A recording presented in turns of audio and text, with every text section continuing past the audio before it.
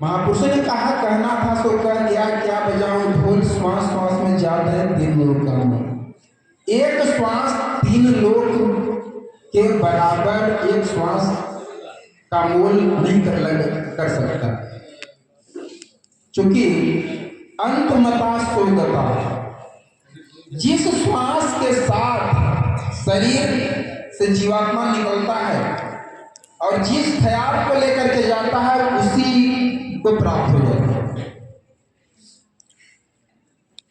जैसे हमारा शास्त्र प्रमाण देता है, जल भरत मरते समय एक हिरण का बच्चा उन्होंने पाल लिया था, तो मरते समय उस हिरण के बच्चे का याद आ गया, उनका पुनर्जन्म जो हुआ हिरण का हुआ। साधना का सात्विक भाव है सावधान,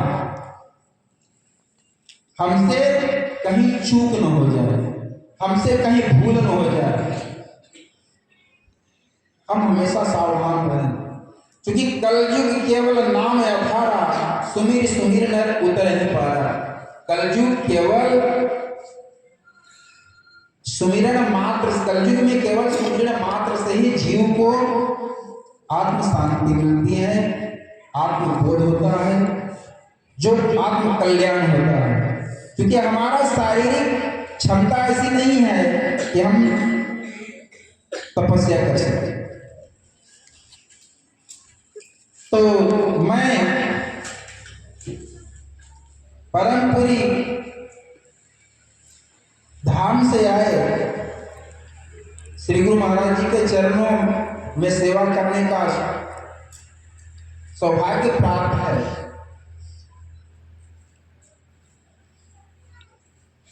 उनसे निवेदन करूंगा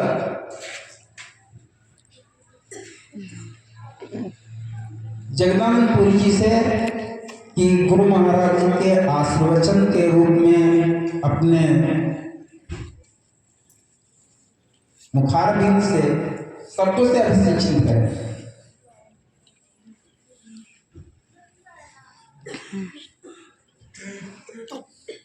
बोल जयकारा बोल श्री सद्गुरु भगवान की जय, साचे दरबार की जय, सत्य सनातन धर्म की जय, श्री शंकर भगवान की जय, राम रामचंद्र भगवान की जय, वृंदावन बिहारी लाल की जय, जगत जननी मातेश्वरी की जय, पवन सुत हनुमान की जय, दयालु श्री परमहंस महाराज की जय, श्री नकली निवासी भगवान की जय, श्री नंदल बिहारी महाराज की जय, परमपुरी भगवान की जय, परम ज्ञानेश्वर महादेव की जय, सब संतों भक्तों की जय जय सीताराम।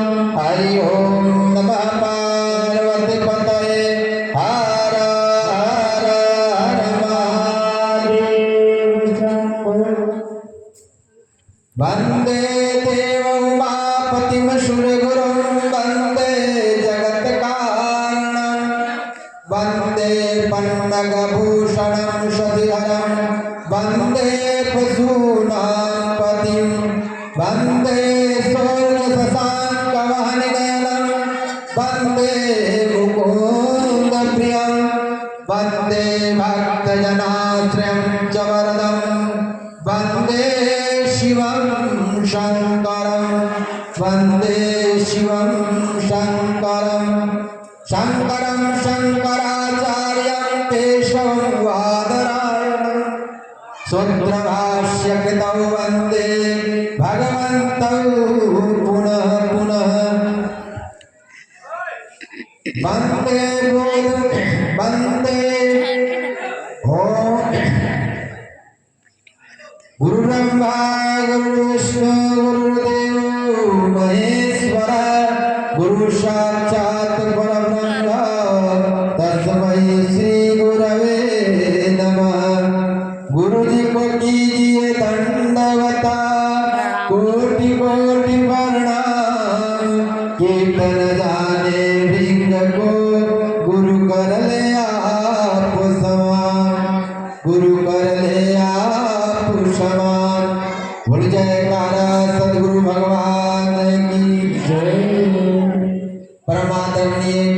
स्मरणीय हृदय सम्राट अनंत श्री विभूषित श्री सतगुरुदेव भगवान के छत्र छाया में बैठे संत जन, कथा प्यासी भक्तजन, माताएं बहनों एवं प्यारे बच्चों, आज आप लोग 9 दिन से यह कार्यक्रम को स्वामी जी के माध्यम से सुना। भगवान श्री राम जी के जीवन चर्चा, उनकी बताई हुई मर्यादाओं पर कैसे हमें चलना चाहिए, अभी कथा में आप लोग सुन रहे थे। और इन कथा का एक स्वर था इनका, प्रथम भगति संतन कर। तो यह सचमुच में भक्ति का जो प्रथम पाठशाला है, वह संत सद्गुरु भगवान के माध्यम से, माता पिता के माध्यम से हमें वह प्रीति रीति नीति का ज्ञान मिलता है। सर्वप्रथम इस मनुष्य जीवन में जब हम माँ के गर्भ से जन्म लेते हैं तो प्रथम जो गुरु होती है वह माँ होती है, और माँ के द्वारा दी हुई संस्कार के आधार पर ही हम अपने जीवन का विकास करते हैं। जिस प्रकार से माँ हमें वह ज्ञान देती है, और वह ज्ञान माँ जब संत महापुरुषों के शरण में जाती है तो जैसा वह ज्ञान प्राप्त करती है वैसा ही ज्ञान अपने बच्चों को संस्कारित करती है। तो वह ज्ञान की प्राप्ति का जो वह स्थान है वह संत महापुरुषों का चरण है, संत महापुरुषों का वचन है। तो यह चौपाई के माध्यम से आप लोग अभी जो सुना, सबसे पहले वह संस्कार जो है, यह संस्कार अपने बाल बच्चों में डाले, तभी जाकर के यह 9 दिन के कथा का जो मूल रहस्य है, मूल उद्देश्य है, मूल औचित्य है, वह हमें प्राप्त होगा। जब सुन करके हम अपने जीवन में लाएंगे तभी हम दूसरों को संस्कारित करेंगे। इसलिए कहा गया है कि कहने से पहले उसको अपने जीवन में आत्मसात करना पड़ता है। कथनी और करनी में जब तक मेल नहीं होता है तब तक वह जीवन का जो मूल उद्देश्य है उसकी प्राप्ति नहीं कर सकता है।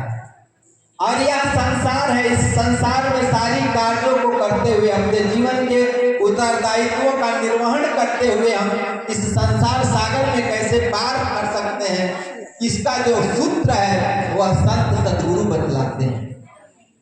मैं एक छोटी सी उदाहरण दे करके आपको समझाने की कोशिश करूंगा। कुआं में पानी भरते हैं तो उस कुआं में रस्सी में बाल्टी बांध देते हैं और बार बार वो कुआं से पानी निकालते हैं, अपनी आवश्यकताओं की पूर्ति करते हैं।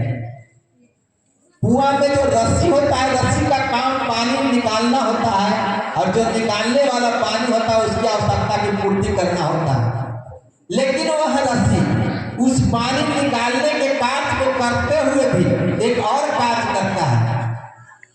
उस अभ्यास के द्वारा वह जो जिस सिल पर रख करके उसको खींचा जाता है वह पत्थर को भी काट देता है, और वह काटने का जो एक बार में अगर चाहे रस्सी से तो नहीं कटता है, लेकिन बार बार वह अनवरत अभ्यास करता है। तब जाकर के संसार के जो पानी निकालने वाला व्यक्ति है उसकी आवश्यकताओं का पूर्ति करते हुए भी वह स्थिर पर निशान डाल देता है। ठीक उसी तरह से हम अपने जीवन में जो भी कार्य हम लोग को मिला है, जो भी उत्तरदायित्व आपके जीवन में मिला है, बच्चों को पढ़ाना, लिखाना, पढ़ना या नौकरी करना, सभी क्रियाओं को करते हुए भी अगर हम भक्ति में लगे रहेंगे तो जिस प्रकार से वह रस्सी बार बार अभ्यास के द्वारा पर अपना निशान डाल करके गड्ढा कर देता है। यानी कठिन कार्य को भी कठिन से कठिन कार्य कहा जाता है कि कोमल रस्सी कैसे वह पत्थर को काट देता है। तो उसका जो मूल मंत्र है वह अभ्यास है। तो जिस अभ्यास से वह कोमल रस्सी अपने पत्थर को कठोर से कठोर पत्थर को काट देता है, अगर हम भी अपने सांसारिक कार्य को करते हुए अभ्यास करेंगे गुरु महाराज जी के द्वारा दी हुई मंत्र से और अपने जीवन में अगर उसको उतारेंगे तो एक न एक दिन हमें भी लक्ष्य की अवश्य प्राप्ति होगी।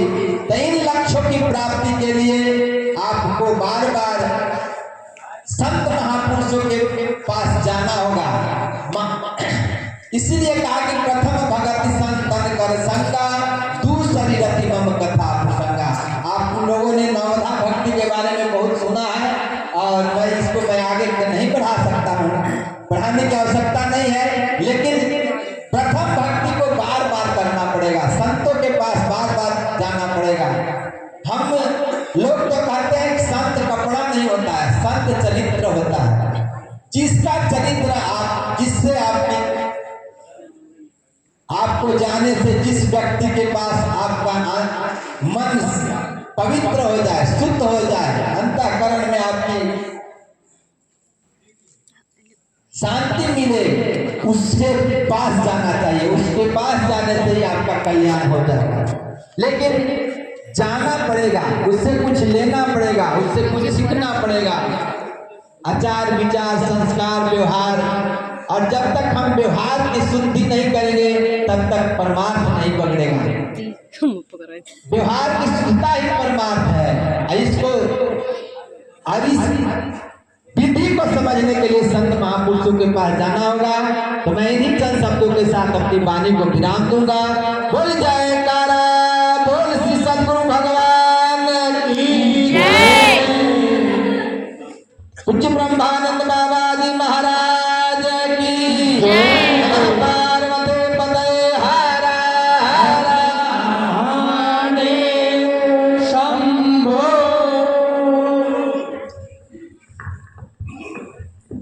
प्रथम भक्ति संतन कर संगा,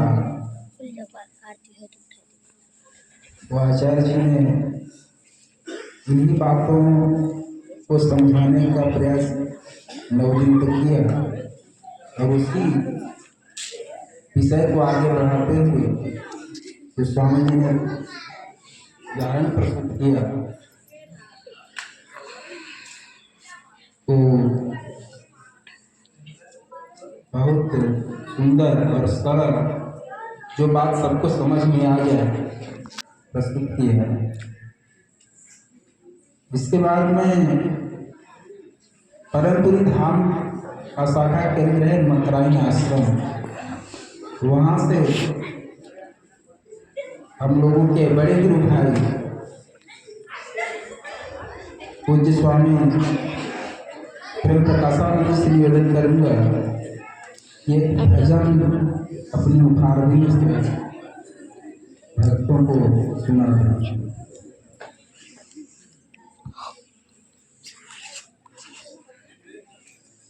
बोलो जयकारा, बोल मेरे श्री गुरु महाराज की जय। श्री शंकर भगवान की जय। स्वामी शंकराचार्य महाराज की जय। श्री दयालु परमहंस महाराज की जय। श्री नंगली निवासी भगवान की जय। श्री नंगल बिहारी महाराज की जय। श्री परमपुरी भगवान की जय। वृंदावन बिहारी लाल की जय। यावर रामचंद्र महाराज की जय। पवन सुत हनुमान की जय। आप लोग 9 दिन से बड़े ही श्रद्धा भक्ति के साथ सत्संग प्रवचन कथा के रूप में स्वामी जी के द्वारा बड़े ही लग्न के साथ सुना। सुनने का बहुत बड़ा लाभ होता है जो आदमी सुन करके अपने जीवन में उतारता है उससे बहुत बड़ा कल्याण होता है और हमारे अंदर के दुर्गुण निकलते हैं। तथा सत्संग वो आईना है जो हमारे शुभ और अशुभ सब दिखाई पड़ने लगते हैं और उसके द्वारा हमें मार्गदर्शन मिलता है। इससे हमारे जीवन में बहुत बड़ा बदलाव आता है। तो अभी अभी स्वामी भुवानंदपुरी जी, स्वामी जगदानपुरी जी के द्वारा आप लोगों ने बड़े ही गर्भित धन का प्रवचन सत्संग के रूप में अमृत का लाभ किया। यह बहुत बड़ा सौभाग्य की बात है। अब श्री गुरु महाराज जी के चरण कमलों में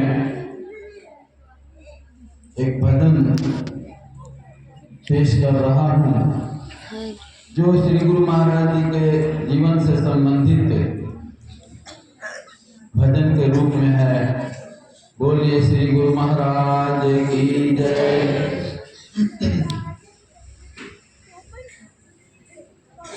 जरा चेहरे से पर्दा हटा लो, जरा चेहरे से पर्दा हटा लो, चांद बदली में नजरा नहीं है। जरा चेहरे से पर्दा हटा लो, चांद बदली में नजरा नहीं है। जरा चेहरे से पर्दा हटा लो, चांद बदली में नजरा नहीं है। तरस की है प्यासी, मैंने जी भर के देखा नहीं है। मेरी अखियाँ तरस की है प्यासी, मैंने जी भर के देखा नहीं है। मेरी अखियाँ तरस की है प्यासी, मैंने जी भर के देखा नहीं है।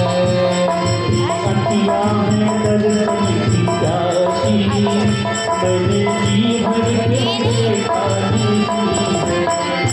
सौ सवारी मैं देखा है इनको, प्यास नैनों की बुझती नहीं है। सौ सवारी मैं देखा है इनको, प्यास नैनों की बुझती नहीं है। ऐसा महसूस होता है हमको, ऐसा महसूस होता है हमको, आज तक इनको देखा नहीं है। ऐसा महसूस होता है हमको, आज तक इनको देखा नहीं है।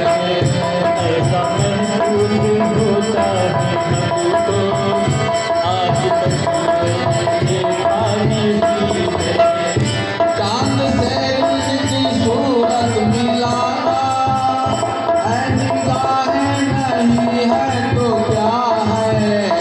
चांद से बुलाना है, निगाहें नहीं है तो क्या है।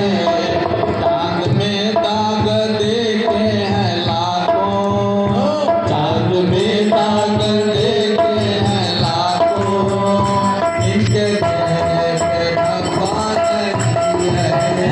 चांद पे दाग देते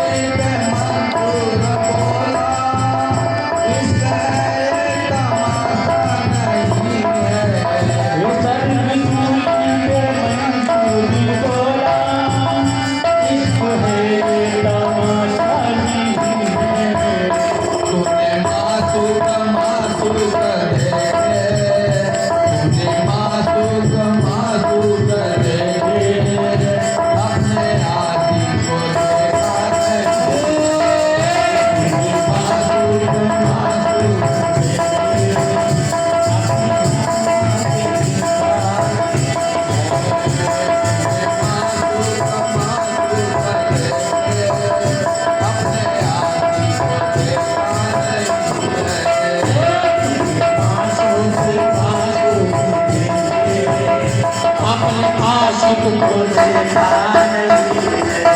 सोच लो दिल लगाने से पहले लोग बदनाम कर देंगे तुमको। सोच लो दिल लगाने से पहले लोग बदनाम कर देंगे तुमको। प्यार को लाख चाहो छुपाना, प्यार को लाख चाहो छुपाना, और छुपाने से छुपता नहीं है। प्यार को लाख चाहो छुपाना, और छुपाने से छुपता नहीं है। को लाख चाहो छुपाना, और छुपाने से छुपता नहीं है। प्यार को लाख चाहो छुपाना, और छुपाने से छुपता नहीं है। लोग चलते हैं कांटों से बचकर, हम बचाते हैं फूलों से दामन। लोग चलते हैं कांटों से बचकर, हम बचाते हैं फूलों से दामन। प्यार में इतने खाए हैं धोखे, प्यार में इतने खाए हैं धोखे, अब किसी पे भरोसा नहीं है प्यार में कितने खाए हैं धोखे, अब कहीं भरोसा नहीं है। इतने खाए हैं धोखे, अब किसी पे भरोसा प्यार में कितने खाए हैं धोखे, अब किसी पर भरोसा नहीं है। ये मोहब्बत नहीं है तो क्या है, ये इबादत नहीं है तो क्या है। ये मोहब्बत नहीं है तो क्या है, ये इबादत नहीं है तो क्या है। जान हम दिल पर देते हैं कुर्बान, जान हम दिल पर देते हैं कुर्बान, उनको आंखों से देखा नहीं। नहीं है जान देते हैं, उनको आंखों से देखा नहीं है।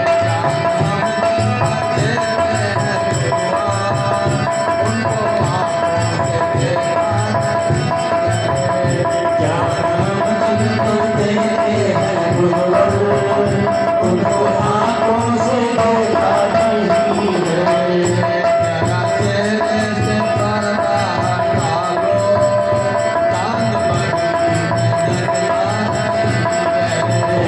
जरा पहले से पर्दा हटा लो, चांद बदली में चिंता नहीं है।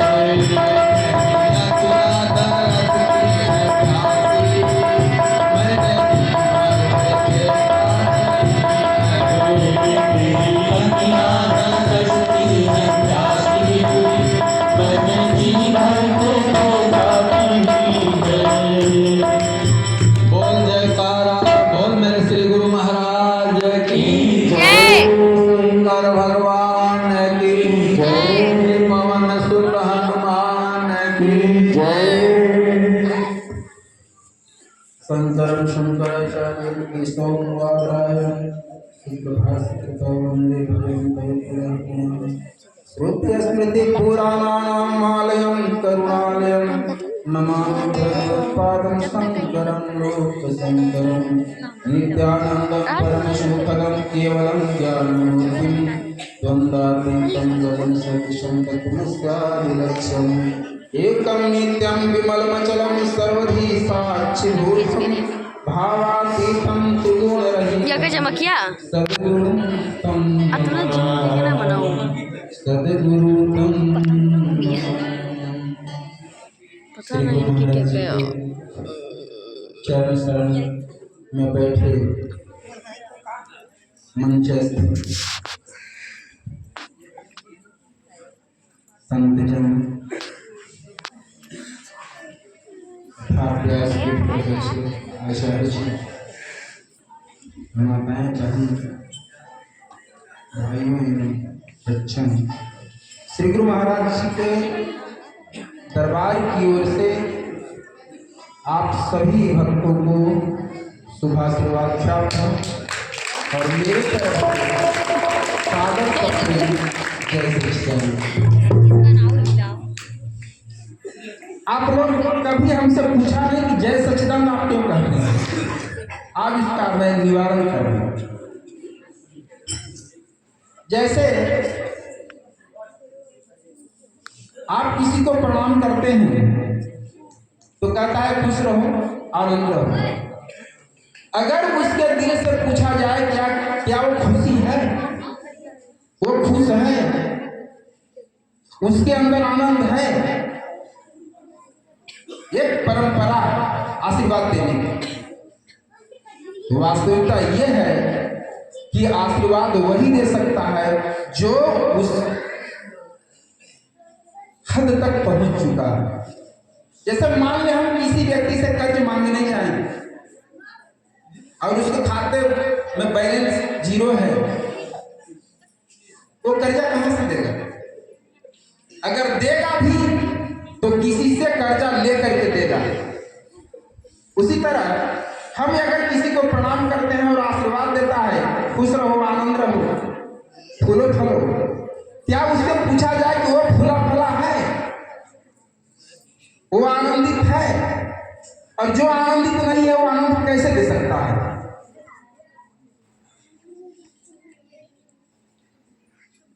विचारणीय बात है। हम किसी को खुश करने के लिए कह रहे हो, खुशी नहीं, हम खुद खुशी नहीं है। इसीलिए गुरु महाराज जी ने, गुरु महाराज जी के दादा गुरु महाराज जी स्वामी अद्वैतानंद जी महाराज ने ये परंपरा निकाली कि तुम जय सच्चिदानंद कहोगे तो उधर से भी जय सच्चिदानंद की आवाज आएगी। तो जय हम जय किसकी करते हैं? जो सत्यचित आनंद स्वरूप हैं, जो परमात्मा है, हम उसकी जय करते हैं। और हम खुद दुखी हैं और किसी को कह के तुम खुश रहो, है संभव? कितने लोग मानते हैं इस बात को कि हम किसी को कहें कि तुम खुश रहो, खुद दुखी हैं? कितने लोग मानते हैं कि सही है? आप उठाएं। इसका मतलब कोई खुश नहीं है। तो हम अगर भगवान के नाम का उच्चारण करते हैं और दूसरे के द्वारा करवाते हैं तो उसका जो भगवान का नाम उच्चारण किया उसका आधा पुण्य मुझे मिल जाता है।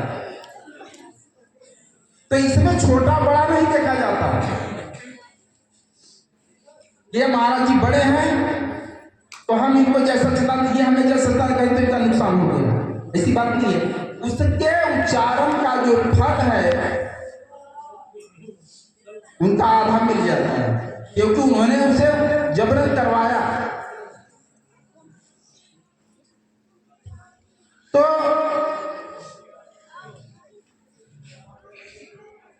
इन सारी बातों पर कोई ध्यान नहीं देता है कि ये सब छोटी छोटी बातें हैं, इस पर विचार नहीं करते लोग, लेकिन इसमें बहुत बड़ा नुकसान होता है। गुरु महाराज जी जब माथा टेकते थे लोग ना, तो महाराज के दोनों अंगूठों में गांठ पड़ गया।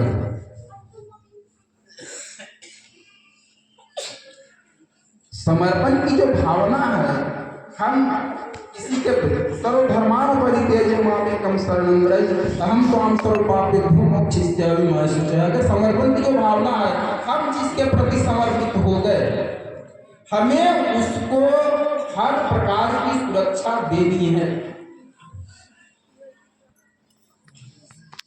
एक बाबा थे, महाराज के प्रथम संत थे बिहार में। उन्हें बहुत कष्ट था, आयु भी काफी हो चुकी थी। तो महाराज जी उनके कष्ट को देख करके महाराज जी ने सोचा केवल 5 मिनट शांति बनाए रखें। महाराज जी ने सोचा कि इसका उद्धार तो इस जन्म में है नहीं, तो महाराज जी उनके कष्ट को अपने माथे ले लिया और जब उनका शरीर छूटा तो बिल्कुल स्वस्थ। मतलब जब जीवात्मा शरीर को छोड़ करके निकलता है तो करोड़ों बिच्छू के डंक के बराबर कष्ट होता है। उस कष्ट को महाराज जी अपने ऊपर ले लिए और उनके सिर पर पैर रख करके कहे, जाओ बेटा, मैं तुम्हें एक जन्म और दिलवाऊंगा, इसके बाद तुम्हें मुक्ति मिल जाएगी। तो ऐसे महापुरुषों के संरक्षण में छत्र छाया में बैठे हम लोग अगर उस समय का सदुपयोग न करें, उस मानव का सदुपयोग न करें, तो सबसे बड़ी हमारी अज्ञानता है। मानव का जो धर्म है, जिस पथ को अपनाने से आर्थिक उत्थान हो, आर्थिक उत्थान की बात नहीं कही गई सर हमें कितना धन हो गया, हम कितने पावरफुल व्यक्ति हो गए। आर्थिक उत्थान जिससे स्वामी जी ने कहा, हमने जिसको हमने देखा नहीं है उनको देखने का साधन, उनको प्राप्त करने का, उनको जानने का साधन है। हम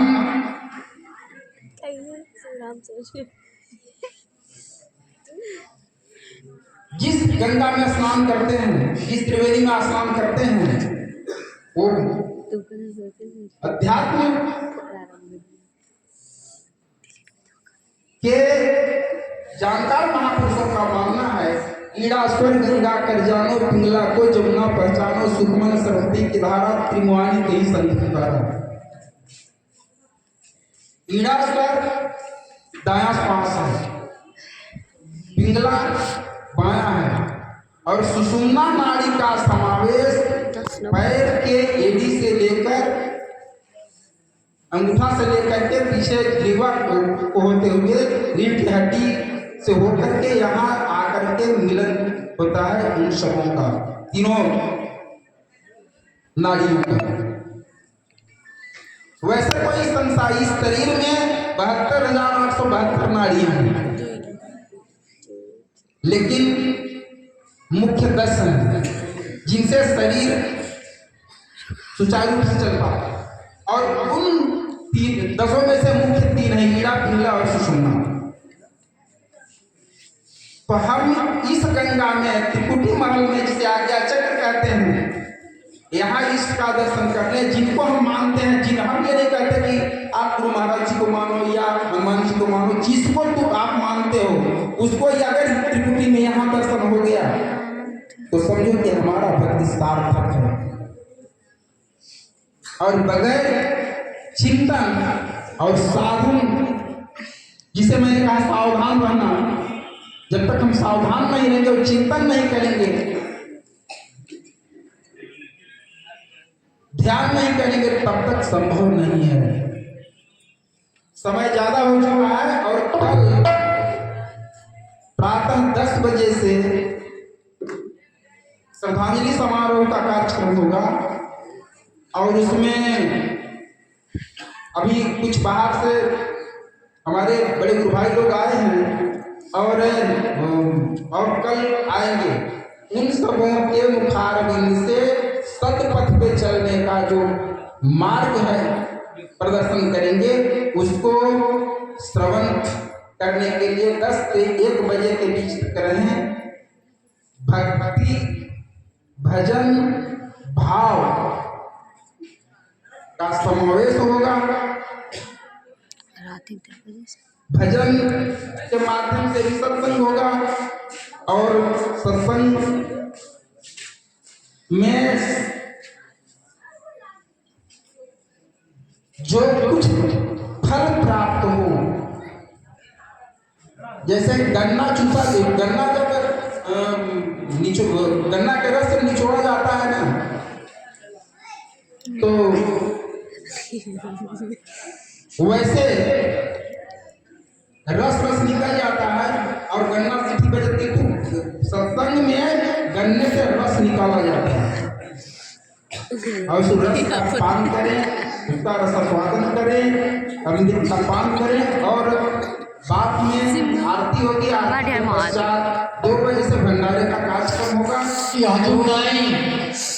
कल सुबह की बात है, अभी नहीं। तो कल दोपहर 10 बजे से लेकर के 11 बजे तक मैं सबसे निवेदन कर रहा हूँ, सुभाष भैया आज नहीं है, उस समय उपस्थित हों और सत्संग का लाभ लें, जीवन को सार्थक करें। ये सब इतना रावण हवा करने का कोई और कारण नहीं है। कारण सिर्फ एक है कि अगर एक व्यक्ति का जीवन सुधर जाता है तो बहुत बड़ी बात है।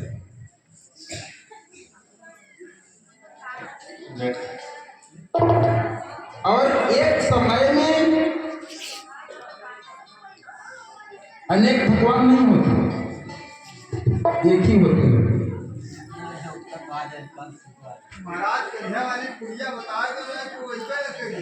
नहीं, वो तो बताया मैंने ना कि 2 बजे के बाद मिलेगा। गली चला। कल 10 बजे आ जाइएगा एकदम। कल 10 बजे सबों की उपस्थिति